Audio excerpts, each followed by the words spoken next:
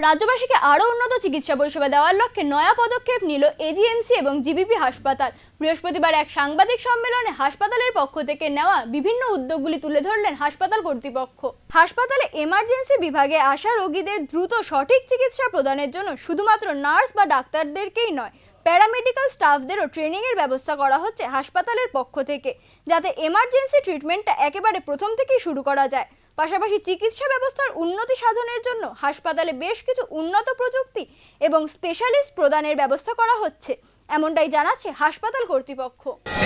এবং অতি সত্বর আমরা ন্যাশনাল ইমার্জেন্সি লাইফ সাপোর্টকে শুরু করতে পারবো, যার মাধ্যমে আমরা শুধু সিস্টার বা ডাক্তারকে নয়, প্যারামেডিক স্টাফ যারা 108 অ্যাম্বুলেন্সের সাথে জড়িত আছেন বা অন্যান্য স্টাফ যারা আছেন তাদেরকেও আমাদের ট্রেনিং করতে পারবো, যাতে ইমার্জেন্সি ট্রিটমেন্টটা একদম স্পটে যেখান থেকে পেশেন্টকে আনা হচ্ছে সেখানেই শুরু করা যায়।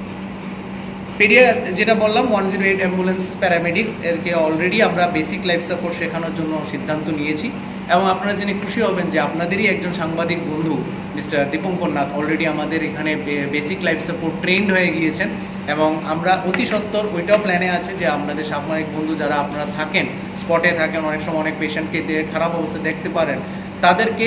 এই basic life support training program করানোর জন্য ভবিষ্যতে যাতে আমরা ঐক্যবদ্ধভাবে সবাইকে ইমার্জেন্সি ম্যানেজমেন্টটা